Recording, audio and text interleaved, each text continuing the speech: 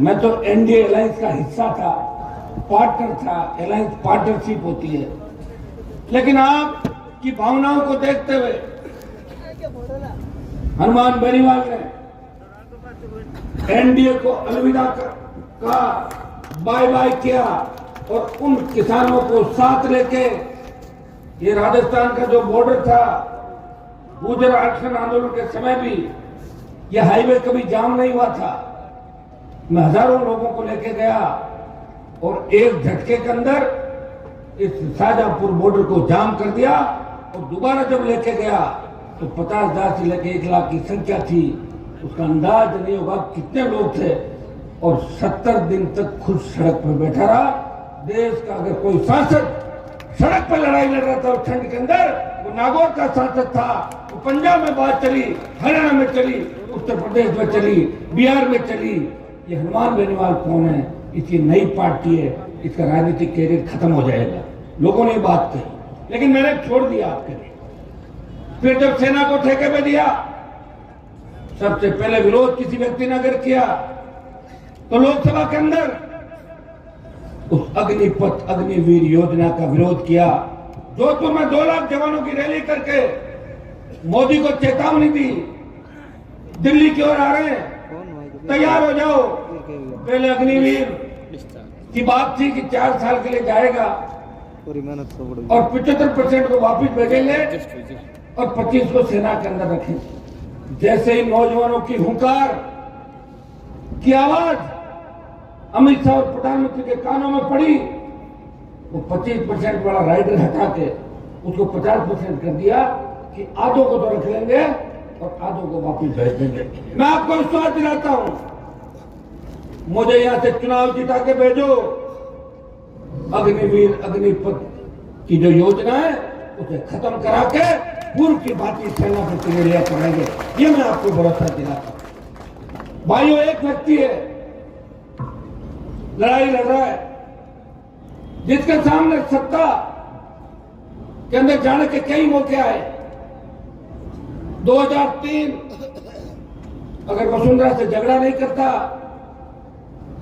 मैं भी हाथ पैर जोड़ लेता तो मूंडवा से टिकट मिल जाता, मैं विधायक बनता, मैं मंत्री बन जाता, अगली बार पाड़ा बदल लेता, दूसरी पार्टी से बन जाता, फिर वापिस आ जाता, फिर वापिस आ जाता। जो लोग भाग रहे हैं आज बीजेपी के अंदर, जो कैंडिडेट थे, पिछली बार तो कांग्रेस पार्टी के सिंबल पर थे, किस तरह भाग रहे बताओ, भगदड़ मच गई। लेकिन हनुमान बेनीवाल ने ये कहा, ये मेरी सीट है, मेरे पिताजी ने आज संघर्ष किया, छोड़ के नहीं जाऊंगा। वो तो धर्मेंद्र हेमा मालिनी अगर नहीं आते तो मैं जीत भी जाता, लेकिन उनका मुकाबला भी 20 साल पहले किया था। ये सब लोग इसी कोशिश कर लेता है। 2008 में जब मैं चुन के गया, ये सही बात है, पहली बार भारतीय जनता पार्टी जीता था। खींवसर नई सीट बड़ी पड़ी सीमेंट के अंदर। खींवसर के लोगों को जब यहाँ इकट्ठा किया तो सबने एक बात कही थी कि आप निर्दलीय चुनाव लड़ो। मैंने कहा मैं निर्दलीय नहीं लड़ूंगा।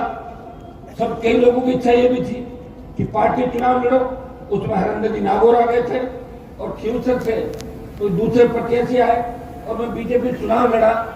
आप सबने ये कहा था कि हम भाजपा को वोट नहीं दे रहे हैं, हम हनुमान बेनीवाल को वोट दे रहे हैं और जिताएंगे। ये हनुमान को देख के दे रहे हैं, बीजेपी के कमल के फूल को वोट नहीं दे रहे हैं। और जैसे मैं जीत के गया, मेरे लिए तो वो झगड़े तैयार थे। वापिस वसुंधरा झगड़ा चालू हो गया जो पहले चल रहा था, मुझे पार्टी से बाहर निकाल दिया। मैं संघर्ष करता रहा, लड़ता रहा राजस्थान की विधानसभा के अंदर, आपके लिए, पूरे प्रदेश के अंदर। और 2013 में आप लोगों ने निर्दलीय जीता के राजस्थान की विधानसभा के अंदर भेजा, तब नागौर में 9 बीजेपी और एक निर्दलीय आप खींवसर की जनता ने जीता के मुझे भेजा था।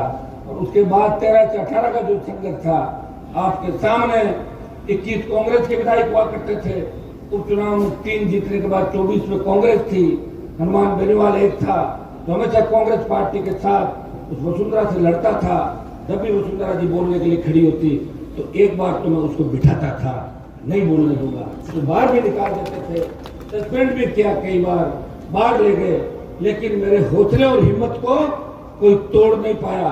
13 से 18 के दरमियान जब मैंने सोचा मैं विधायक बन गया, मैं मेरे भाइयों के लिए कैसे काम आ सकता हूँ प्रदेश के, तो मैंने मांग करी कि किसान का कर्जा माफ हो, फ्री बिजली, टोल मुक्त राजस्थान, सशक्त लोकायुक्त और बेरोजगारी भत्ता और कानून का राज। इसको लेके थोड़ा के अंदर जो हुंकार रैली में नागौर के अंदर करी थी, उस हुंकार रैली की गूंज मध्य प्रदेश के अंदर पड़ी। वहां के किसानों ने आंदोलन किया कर्ज माफी का, और कई किसानों ने शामिल भी वहां की बीजेपी की सरकार ने किसानों पर गोलियां चलाई थी। भाइयों, देश में किसान कर्ज माफी के आंदोलन को अगर हवा दी तो नागौर की धरती से, इस वीर तेजाजी महाराज की धरती से आपकी हुंकार रैली से वो हवा मिली थी। बाड़मेर ऐसा सैलाब आया था कि संख्या का अंदाज नहीं कितने लोग थे, 7 लाख से ज्यादा लोग थे। बीकानेर सीकर हम पहुंचे, उससे पहले ही उस वक्त की वसुंधरा सरकार ने किसान की 5 horse पावर की बिजली माफ कर दी थी और स्टेट हाईवे टोल फ्री कर दिए थे और 50,000 नौजवानों को नौकरी की घोषणा करी हाथों हाथ। यह आपके संघर्ष का परिणाम था, यह आपके भाई के संघर्ष का परिणाम था, जो चाह रहा था कि मैं आपके लिए काम आऊं, मैं किसान के बेटों के लिए काम आऊं, मैं मेरे भाइयों की सेवा करूं। और जब 18 का वक्त आ गया तो मेरे सामने एक ही विकल्प था कि मैं पार्टी बना के मैदान में आऊं। मैंने राष्ट्रीय लोकतांत्रिक पार्टी का गठन किया। मुझे याद है हरिंदर जी, उस समय जब हम वहां थे मानसरोवर के अंदर, तो मेरा जो सिंबल था वो 1 बजे मुझे नोट हुआ था रैली के दिन 29 अक्टूबर 2018। 1 बजे सिंबल आया बोतल का, और फिर आप सबने बोतल लहराई थी जो रैली के अंदर था कि बोतल हमारा चुनाव चिन्ह है। वो प्रदेश की पहली पार्टी बनी जो किसान के बेटे ने संघर्ष करके एक नया इतिहास रचा। तीसरे मोर्चे की बात करी, तीसरे मोर्चे की परिकल्पना राजस्थान के अंदर करी। 18 के अंदर 3 विधायक और वो सी जगह आपने ठीक स्थिति के अंदर हमारे को रखा। 18 से 23 के बीच जब 19 आया, ये सब लोग बैठे, गठबंधन की बात चली थी, पहले भी जानते सारी बात, पार नहीं पड़ा। गठबंधन बीजेपी से हुआ, तोड़ के आपके बीच में आ गया। और अगर कांग्रेस पार्टी आरएलपी का अलायंस 23 के विधानसभा चुनाव से पहले हो जाता तो जैसा महेंद्र जी ने बताया था कि हम 150 के पार जाते राजस्थान, क्योंकि नौजवानों के अंदर जोश था, बस उन्हें तरीका बताना था इस जोश को काम कैसे करना। जोश तो आज भी लोकतांत्रिक पार्टी के जवानों के अंदर राजस्थान में सबसे ज्यादा है, लेकिन खाली जोश से काम नहीं चलता। जोश के साथ होश, संगठन, सिस्टम। बीजेपी का मुकाबला करना छोटी बात नहीं है। पूरे देश का सारा पैसा इन्होंने ले लिया भारतीय जनता पार्टी के लोग। मैं मेरा संघर्ष आपको बता रहा हूं कि मैंने संघर्ष आपके लिया। आज जो हालात देश के अंदर बने हम सब ने तय किया। अब आप ये बताएं, कांग्रेस से अलायंस क्यों आवश्यक था? कांग्रेस पार्टी ने बड़ा मन रखा देश के अंदर।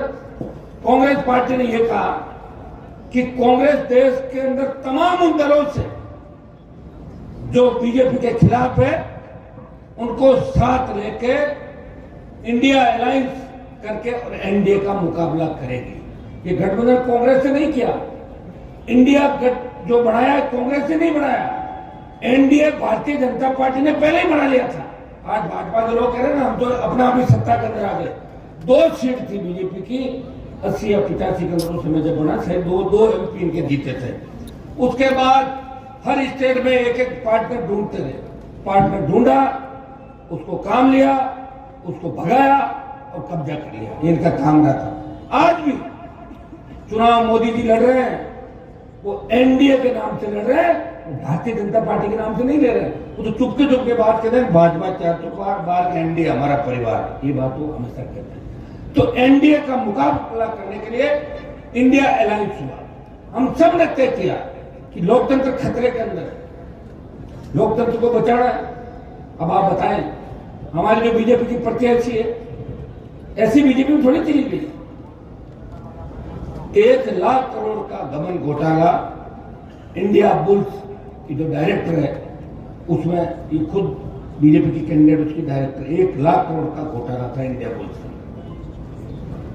2-3 दूसरे मामले भी थे जिनको लेके इनको भागना पड़ा भारतीय जनता पार्टी के अंदर। और मोदी और अमित शाह ये चाह रहे थे कि हम हनुमान को टक्कर देंगे, उसने हमारा कहना नहीं माना, हनुमान को ठीक करेंगे, इसे हम ज्योति मिर्जा से ठीक कराएंगे, तो इसलिए ज्योति मिर्जा को भारतीय जनता पार्टी के अंदर लेके आए।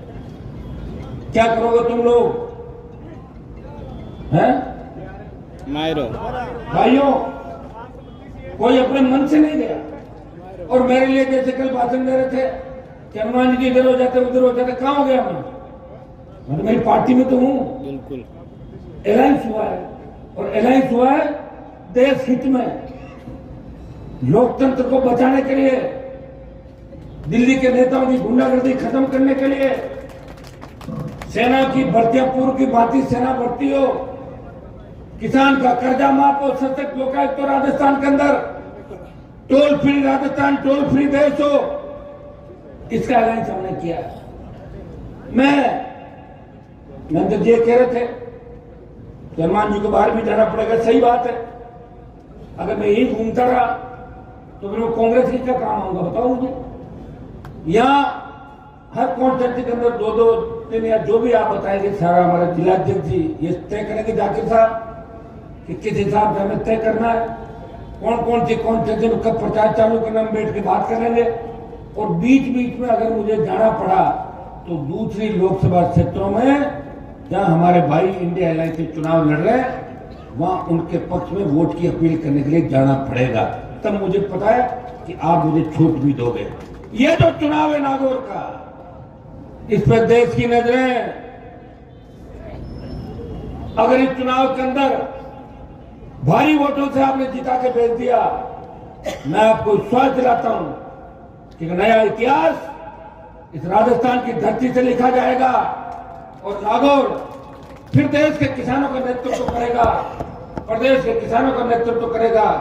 और मुझे पूरा भरोसा नागौर के जवानों पे, नागौर के किसानों पे, यहाँ के अल्पसंख्यक दलित भाइयों से कि जब भी आपको आवश्यकता पड़ी, जब भी सर्व समाज को आवश्यकता पड़ी, मैंने ये नहीं सोचा कि सामने कौन है, और जिसका हाथ पकड़ लिया उसका हाथ बीच में नहीं छोड़ा, गरीब को गणेश मान के सेवा करी और भ्रष्टाचार को मंजूर नहीं किया।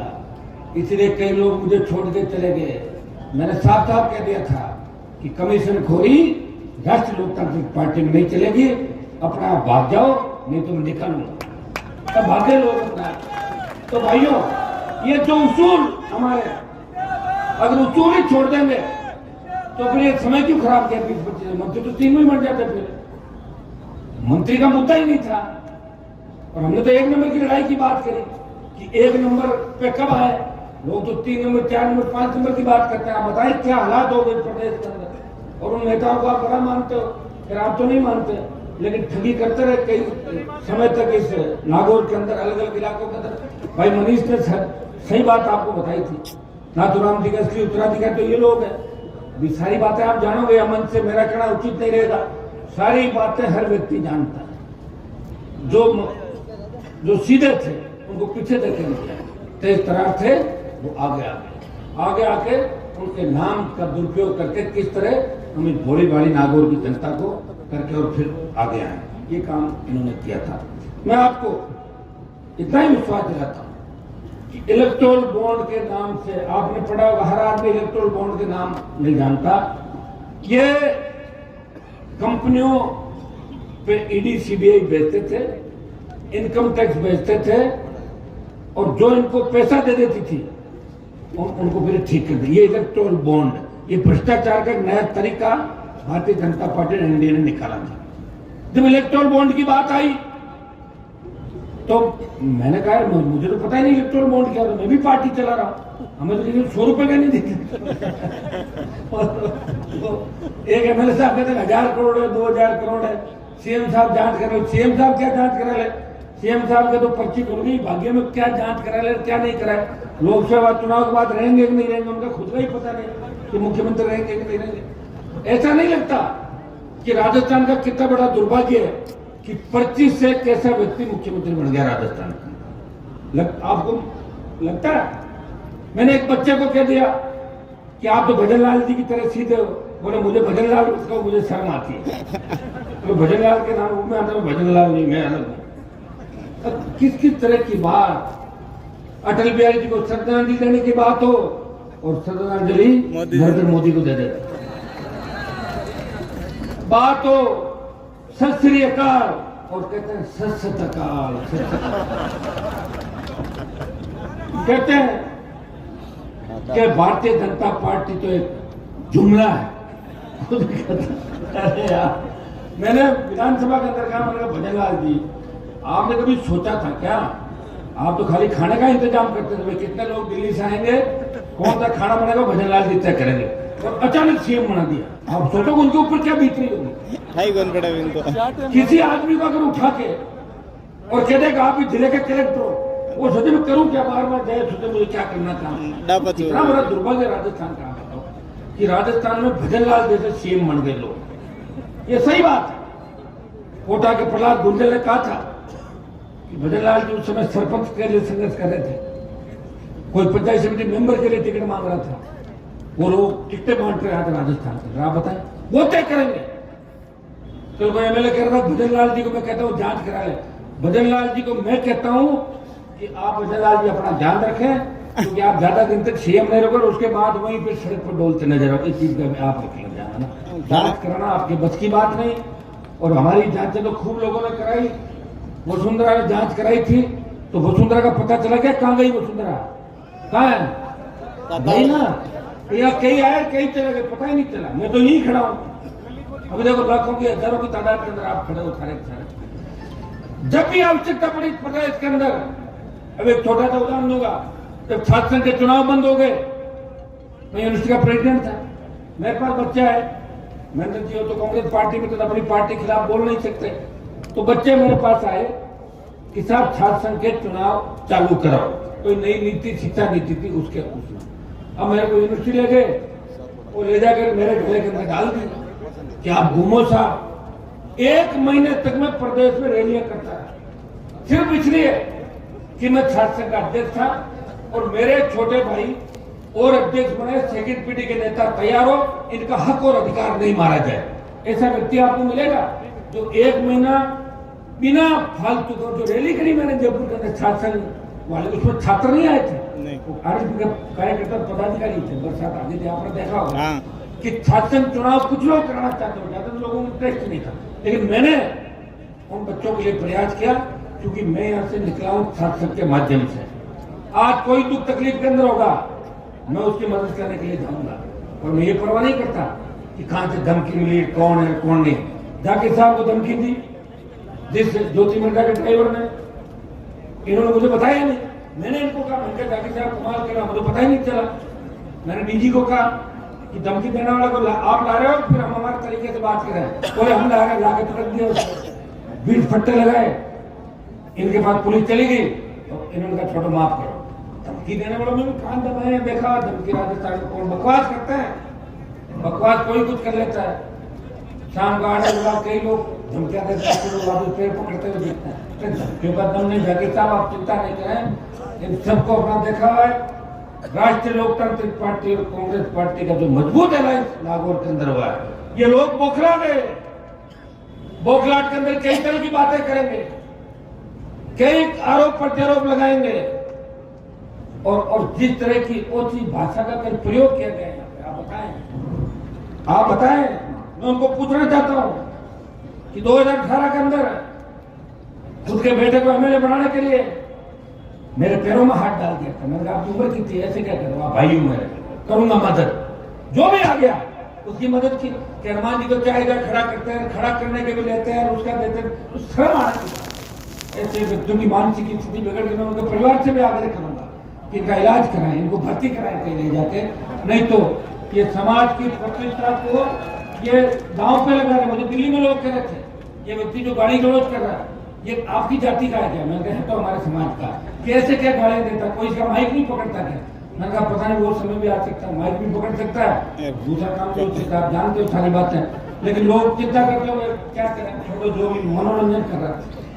आप बताएं, घर में बहन बेटियां भी होती होगी, आधा घंटा गाली गलौज करना और ये बात करना कि मेरी तो बातें अमेरिका में चल रही है। आप ही बताएं, इससे ज्यादा घेराव नहीं होती। हरंगती कितने बड़े नेता पुराने, ये सब लोगों ने मंच पे स्पीच दिए, ड्राइवर साहब बैठे, हम भी बोलते, मैं कह रहा हूँ घर के अंदर आके तो गुस्सा भी आ जाता है, भाई भाई को कुछ कह देता है, बात हो जाती है, लेकिन सार्वजनिक मंचों पर इस तरह गाली गलौज करके अपने समाज की प्रतिष्ठा को गिराना, अपने परिवार की प्रतिष्ठा को गिराना और बार बार स्वर्गीय नाथूराम जी का नाम लेना। अरे आप छोड़ो, नाथूराम जी उत्तराधिकारी मनीष जी मेरे साथ बैठे मंच पर, क्यों नाम ले रहा आप? मनीष जी मिलता राष्ट्रीय उत्तराधिकारी। इस तरह की बोखलाहट के अंदर बातें कर रहे हो। समय को याद रखो और आपका मकसद एक ही है। कल जैसे उनको मंच पर पता लगा कि 2500 गाड़ियों के साथ इंडिया गठबंधन का काफिला चालू हो गया पर्वत से, तो यहाँ भाषण देते तो भूख लगे, कितनी गाड़ियां कितनी गाड़ियां कितनी गाड़ियां, तो भाषण तो भूल गए और मेरी तरफ आ गए। मान दिए शेर वे शेर, अब बताओ किस तरह 1000 करोड़ कमा लिए, 2000 करोड़ कमा लिए, भजन लाल जांच कर रहा, क्या कर रहा है भजन लाल जांच में? कर ले जांच, कौन मना कर रहा? मैं तो विधानसभा में था, वसुंधरा से ज्यादा तो भजन लाल नहीं होगा ना, नहीं है वो जांचें हुई ना, जांचों में मिला क्या था? कुछ भी नहीं मिला मेरे भाई। जांच जिनकी होगी वो खुद ही पार्टी बदल के चले जाएंगे। मेरे अंदर तो इतनी हिम्मत है, आपने देखा होगा लोकसभा में जो 3-4 लड़के कूदे थे, कैसे ठोका उनको, देखा नहीं देखा? है? वो तो अगर पूरा वीडियो चल जाता ना तो वही चलता देश के लोग, वीडियो भी काट दिया लोकसभा के, जर्मन पॉपुलरिटी नहीं मिली, लोग भागे थे छोड़ के, जैसे ही घुसे भगदड़ मची, अरे भागो भागो। वहां भी मैं था, वहां भी नागौर का नाम था, कौम का नाम था, किसान का नाम था।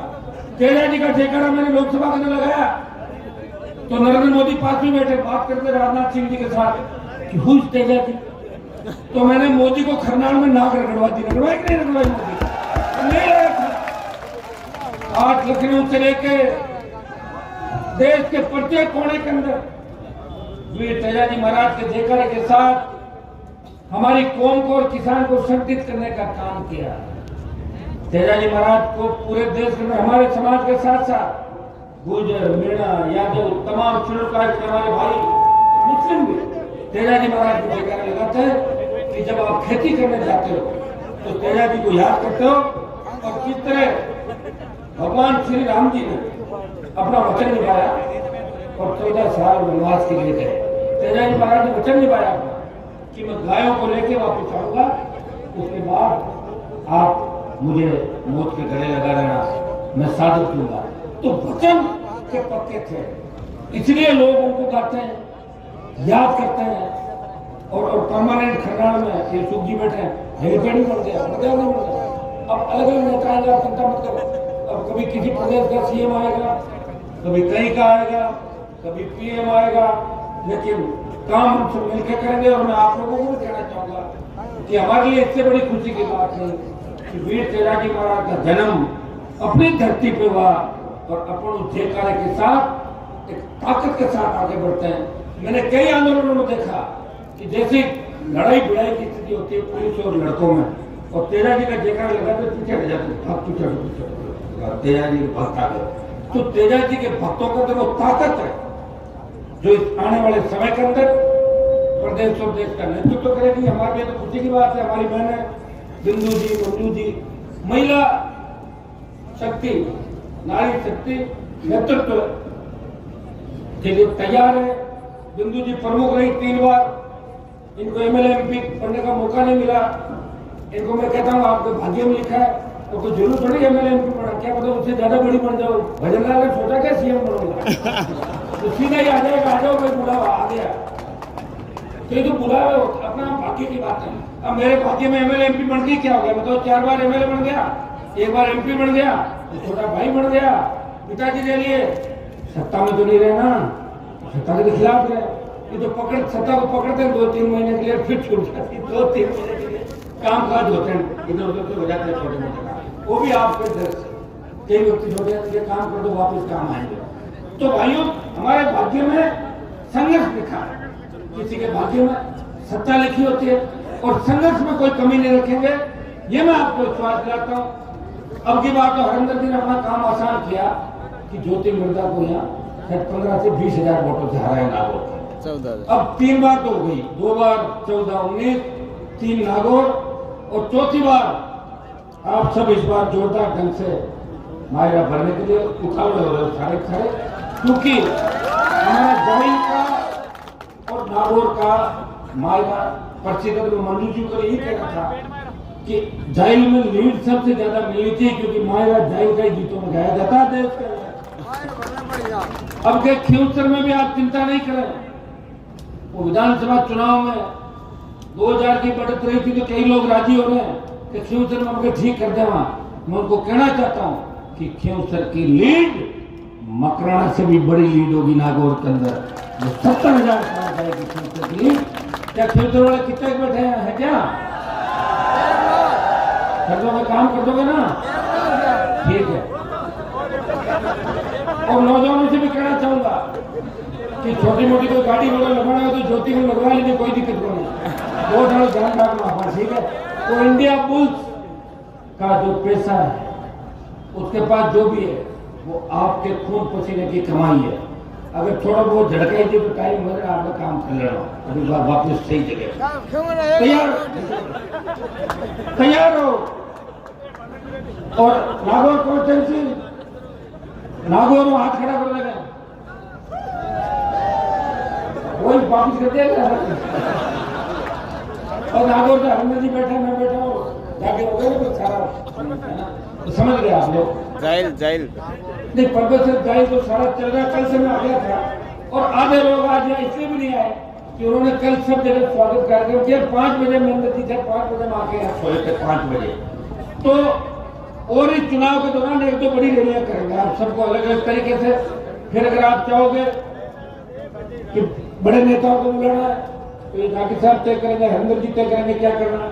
आप तो हमें, क्योंकि चुनाव तो इन्होंने कहा ना भाई बोतल को हाथ में पकड़ लिया, अब इनको तय करना कि कौन सा नेता कहाँ आएगा। तय ये करेंगे, मुझे बता देंगे, आप लोग आ जाओगे और कार्यक्रम सक्सेस होगा। इस चीज का हमें ध्यान रखना है। इस बार रिकॉर्ड टूट जाए और मैं विश्वास दिलाता हूँ इस बार अगर लोकसभा में आपने भेजा तो नए परिणाम देश की राजनीति के अंदर आएंगे, नए परिणाम राजस्थान की राजनीति के अंदर आएंगे। और मैं कांग्रेस पार्टी के मेरे नेताओं को आश्वस्त करना चाहता हूँ कि मैं ऐसा व्यक्ति हूँ, अगर मेरे लिए कोई एक बार काम आता है उसके लिए 3 बार मैं वैसे आता हूँ, 4 बार। आपको चिंता करने की जरूरत नहीं कि हनुमान जी ने एनडीए का गठबंधन छोड़ दिया, छोड़ा थोड़ी था। तो किसान के खिलाफ बात है, जो छोड़ा था, मैं तो तैयार था विधानसभा चुनाव के अंदर अलायंस के लिए। नंदन जी ने जो बात कही थी अलायंस नहीं हो पाया, कई जगह तो मैंने अलायंस किया था कांग्रेस से पर्दे के पीछे से, अभी तो कई लोग जीते थे। कई जगह में चाहता था अच्छे लोग आए, अच्छे लोग जहाँ भी आएंगे जब ठीक होगा। लेकिन मैं जैसे दरोड़ा साहब ने बताया उसमें विधायक नहीं बना, टिकट मुझे 98 में मिला, 3 में चुनाव लड़ा, भाग्य में नहीं था, इनके भाग्य में था। मैं और रूपाराम जी इनका प्रचार कर रहे थे दोनों, और इन्होंने उस समय जीत कर ये नागौर का संदेश दिया कि नागौर के लोग पूंजीपति के साथ नहीं है, नागौर के लोग सरकार के साथ नहीं है, सरकार को उखाड़ के फेंकना ये नागौर की आदत है। सरकार के खिलाफ लड़ेंगे और मजबूत जो पूंजीपति होगा उसके खिलाफ लड़के और गरीब के साथ रहेंगे, ये नागौर की आदत है। आप सबको बहुत बहुत धन्यवाद। पूरी ताकत के साथ